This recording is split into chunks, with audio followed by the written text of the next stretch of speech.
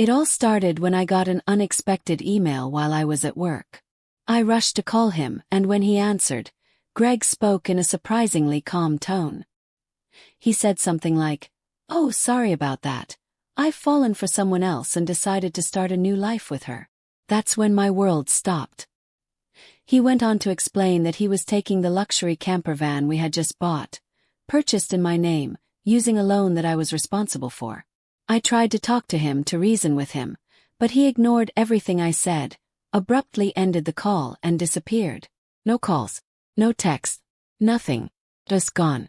Greg left, not only with his mistress, but also leaving behind a massive debt. As a mother to our 10-year-old son Ryan, I never imagined I'd be in such an unfair situation. I was completely lost, my mind going blank. At 35, my name is Hannah, and my husband Greg was the same age. We were a family of 3. Our son Ryan is incredibly bright. Even at 10, he was reading articles online and asking me about complex topics. In contrast, Greg always seemed unstable, never able to hold down a steady job. Although lately, over the past 3 years, he had managed to keep a stable income. Not too long ago, Greg had been talking a lot about making memories as a family. That's why we decided to buy a $35,000 camper van, to create those special moments together. But because Greg couldn't pass the finance company's loan review, I ended up taking the loan in my name instead. The day the van was delivered, I received a cold, abrupt email from Greg saying he would take the van since the loan was in my name, and I would handle the repayments. Confused and alarmed, I called him immediately, only to hear him say, "Well, I've fallen in love with another woman and decided to date her. I thought it would just be a fling, but it got serious. I'm thinking of starting over with her by." He even mentioned the divorce papers we had once discussed during a previous argument, saying he was going to file them. And just like that, he hung up. It was the first time I truly realized I had been betrayed, and the blow was devastating. Every attempt I made to contact him after that failed. When I came home from work and checked the drawer where the divorce papers should have been, they were already gone. That's when it hit me. I was now solely responsible for a $35,000 car loan. Despite sending emails and making calls, I never heard back from him again. Ryan noticed something was off. After dinner one night, he gently asked, "Mom, what's wrong? You haven't been eating much lately. Are you okay?" I tried brushing it off, saying maybe I was just tired. But then he said something that caught me off guard. "When people lie, they look up to the right. Lying is bad. Also, Dad hasn't been home for 3 days. Did something happen between you two?" Startled by his sharp observation, I took a deep breath to steady myself. I realized I couldn't hide the truth from him anymore. So I told Ryan everything. His response surprised me. "I see. It's just like Dad to do something like that." When I asked if he wasn't sad, he replied, "No, I kind of understood from how things were going." He seemed almost unfazed by the news of our impending divorce. But I knew deep down he must have been hurting inside. While silently apologizing to him in my heart, I tried desperately not to dwell on everything that had happened. But my body didn't lie. My health began to deteriorate slowly. One day at work, there was a training session scheduled, but I suddenly couldn't stand up anymore. I squatted down and whispered, "Sorry, I can't stand right now, I need to take a break." I could hear my colleagues' concerned voices around me, but I couldn't respond before collapsing entirely. When I woke up, I was in a hospital room. The doctor diagnosed me with a condition that required further detailed examinations, and I was admitted. I remember lying there thinking, I feel so pathetic. This should just be emotional stress. Looking at the 4 drip in my arm and the white hospital ceiling, tears just started flowing naturally. That's when Ryan, who's usually very calm and mature, rushed into the room with a deeply worried expression. I quickly wiped my tears away. "Mom, what happened? Is it serious? You're not going to die, right?" I reassured him. "Of course not. I wouldn't leave my dear son alone." He let out a sigh of relief, explaining that the school had called him and told him I was taken to the hospital. He said he was so shocked his heart nearly stopped. Even though Ryan acts grown up most of the time, he's still just 10 years old.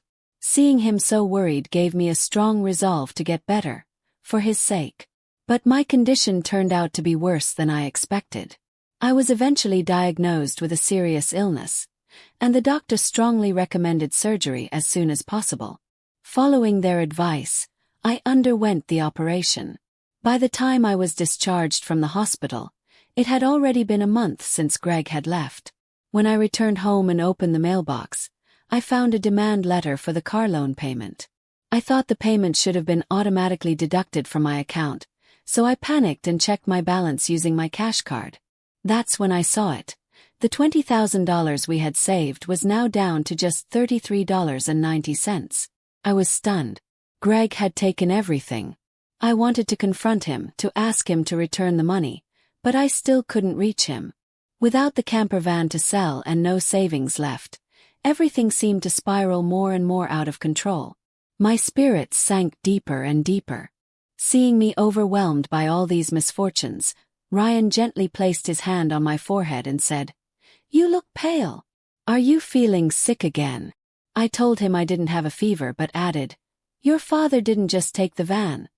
He took all the money we had saved. I can't work right now because of my health, and now we have nothing. I don't know what to do." I was completely at a loss. Encouraged by my 10-year-old son, I told myself this wasn't the time to fall apart. "I'm sorry for worrying you," I said.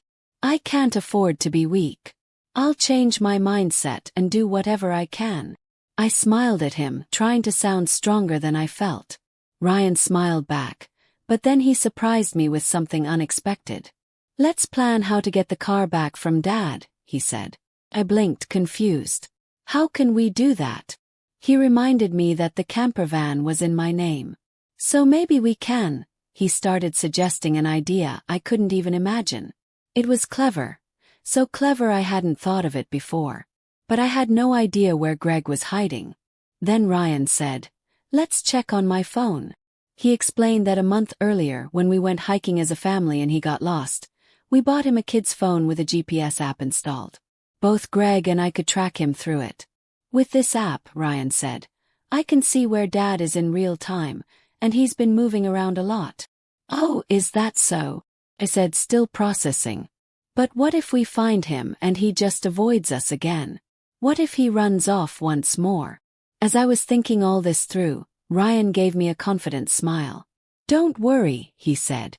"I've already taken precautions." I stared at him in shock. "What did you just say?" It turned out that while I was in the hospital, Ryan had taken action on his own, doing something incredible. I couldn't believe such a thoughtful, intelligent child was mine. He had even figured out who Greg's mistress was. Understanding everything now, I felt amazed and ready. "All right," I said. "Let's teach Dad a lesson. Let's start the plan right away." Together, my son and I began preparing. With Ryan by my side, I felt like I could face anything. Invincible even. Bring it on anytime, anywhere. 3 days later, my phone rang. "It's me," Greg said. "Please, I need your help." I asked who it was, pretending not to know. "Don't play dumb, it's your husband. Obviously. I'm being questioned by the police about you. If this keeps up, they might ask me to go to the station voluntarily. Help me out." "Oh really?" said. "Just wait a moment." Without hesitation, I grabbed my things and went with Ryan to where Greg was.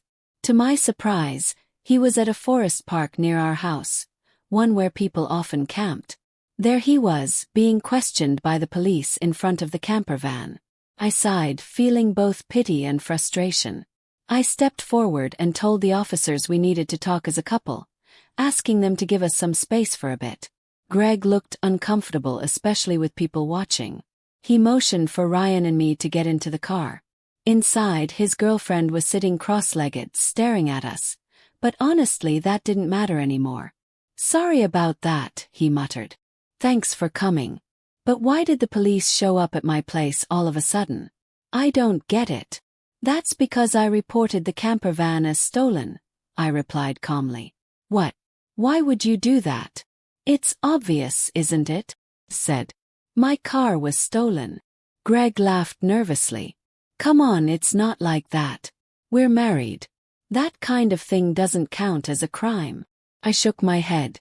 The world doesn't work like that, Greg. And remember, you were the one who filed for divorce. So now we're strangers. Driving a stranger's car without permission. That is a crime. Ryan nodded beside me. As sharp as ever, he'd figured it all out. No, I didn't steal it. I just borrowed it for a little while. Greg tried to argue. Oh, really? Said. Well, I'd like to use my car now. Could you return it? That would be really helpful. I reached out my hand, waiting. After a long pause, he reluctantly handed over the keys. Once we confirmed the van was returned, Ryan quietly spoke up. Hey, why did you abandon your family and choose to be with her instead? Caught off guard, Greg fumbled, awkwardly scratching his head. His girlfriend, however, smirked smugly and cut in. It's because I'm more attractive than your mom. Look at me, you can tell, right? He fell head over heels for me and decided to leave his family. I stayed quiet, but Ryan didn't hesitate. I didn't ask you, old lady. Dad, you answer. She was stunned into silence by the firmness in Ryan's voice. Greg, meanwhile, stayed quiet, avoiding our eyes. I looked at Greg and said, if you won't return the money, I'll just have the police come back and arrest you. He panicked instantly. Wait. Hold on. Okay, I'll talk. It turned out that Mandy had joined Greg's company about 3 months ago. They were drawn to each other and started a relationship during a new employee welcome party. Later, when she got pregnant, Greg decided to leave our family behind and start a new life with her. Still stunned, I asked him, why did you take the camper van? He hesitated before saying, I quit my job and thought about selling the car for cash. But it seemed like you were still using it, so I figured we'd go on a trip instead. I didn't want to waste it right away. I paused and then asked, wait, how do you know all this? Ryan smiled slightly and explained, remember when I got lost during that hike? As a precaution, we bought me a kid's phone with GPS tracking. You forgot, we also installed the app on Dad's phone. So I've known where he was all along. Later, I found out from Ryan that he had actually pretended to get lost on purpose, because he wanted his own phone. I couldn't believe how cleverly he had planned everything from the start. I suspected something was wrong with Dad, he told me. So I came up with this plan to keep track of him. I couldn't help but laugh a little. You really are a terrifying child, I said. I'll never become an adult like you, the kind who betrays important people without thinking twice. Greg sat there, silent and pitiful, unable to respond to Ryan's truth. In contrast, watching my 10-year-old speak so clearly and confidently gave me strength. As a mother, I felt like I couldn't afford to lose. Not now, not ever. Especially not when there were still things that needed to be set right. And don't forget, I added, you need to return the $20,000 you took from my account. Greg shrugged. That was our joint property as a couple. I don't have to give it back. I shook my head. No, that money was mine. I saved every bit of it since before we even met. You always quit jobs halfway through, so we hardly ever saved anything together. And now you've just squandered it all on her. Hearing that the money had been wasted by Greg and Mandy was the moment I truly felt relieved that we were getting a divorce. Still, I continued. Even if we're separating, taking my car and stealing my savings, that's a serious crime. I just sent the police away earlier, Greg tried to reason. So it's not their problem anymore, right? I only said we'd talk, I corrected him. I never said I'd withdraw the complaint. I'm adding the theft of my money to the report. Ryan pulled out his phone and said calmly, Mom, should I call the police again? I can do it with one button. At that exact moment, Mandy tried to sneak out of the van, but let out a scream when she saw who was standing outside. It was Mandy's parents. Her mother and father stood there, red-faced with anger, ready to explode. Startled, she stepped back and stammered, I'm sorry. Don't be so angry. Her parents shot back. Why are you here, Mandy? Why would you bring us into this? I called them, Ryan said quietly. Beforehand. What happened next surprised even me. During my hospital stay, Ryan had gone to Greg's office alone. There, he tearfully told everyone that his dad had left home with another woman, and that his mom had collapsed because of it. Moved by Ryan's sorrow, the people at the office became suspicious of Mandy, especially since she had left the company with Greg around the same time. They gave Ryan her parents' address. Apparently, Greg and Mandy had been overly close at work. There were even photos from the new employee welcome party showing them acting like a couple. After learning from Greg's co-workers that Mandy still lived with her parents, Ryan went straight to their house. He showed them the photos and told them everything that had happened. So today he had asked them to wait nearby, just in case. Mandy stared at him in disbelief. How could you do this to me? Her mother snapped. Don't you dare ask that. I stepped in calmly. By the way, Mandy, your stomach looks pretty big. When is the baby due? In about 3 months, she replied proudly. I narrowed my eyes. Wait a minute, that doesn't add up. You two only met 3 months ago, right? Pregnancy takes about 9 months from conception to birth. Which means I paused, letting the truth sink in. The baby isn't Greg's. Greg's eyes widened. Wait, what does that mean? Are you saying I've been lied to? Mandy hesitated, then finally muttered. Well, I almost got away with it. You're such a fool, I said. You couldn't even see through a lie. My whole life is ruined because of you. Greg shouted at her. What were you thinking? And just like that, Greg and Mandy exploded into a bitter argument. No one stopped them. Everyone just watched as they tore each other apart. Meanwhile, we contacted the police again and explained everything. As the sun began to set, the forest park lit up with the flashing red lights of police cars. Greg dropped to his knees. I was wrong, I was truly wrong. Sorry. Please don't arrest me. Change. I'll never cheat again. Ryan crossed his arms. People don't change that easily, especially lazy people like you. He nodded. Exactly. I can't trust you anymore. Reflect on what you've done, and pay for your crimes at the station. But if I get arrested, I won't be able to pay you back, Greg pleaded. Is that okay with you? He smiled coldly. I don't mind. Pay me back after you've atoned for your mistakes. Take your time. Then I added, oh, and I already found you a job to start at a subcontractor factory for my company. Your salary will go toward paying back Ryan's child support and the $22,000 you stole from me. I'm not sure exactly how long it'll take, but you'll work until every penny is returned. Finally, I turned to Mandy. You might think you're just an innocent bystander, but don't forget, you helped Greg steal from me. Be prepared for that too. When she realized she'd be held responsible if Greg couldn't repay the money, she visibly shivered. She turned to her parents for help, but they refused. We disown a daughter who causes trouble for others, they said firmly. And just like that, Greg and Mandy were taken away together in the police car. Thanks to my brilliant son's smart strategy, we were able to hold both of them accountable. Though they were released soon after, they were forced to pay me a total of $20,000 in damages through a lawyer. On top of that, Greg agreed to pay $500 a month in child support for Ryan. I arranged for him to work at the subcontracting factory I mentioned, and his wages were automatically deducted to pay me back each month. I also sold the camper van and was finally free from the loan. Since then, my health has improved dramatically. I feel stronger than ever and am fully committed to my work. Ryan continues to help around the house, doing chores and errands with surprising maturity. Together we're moving forward, stronger than before.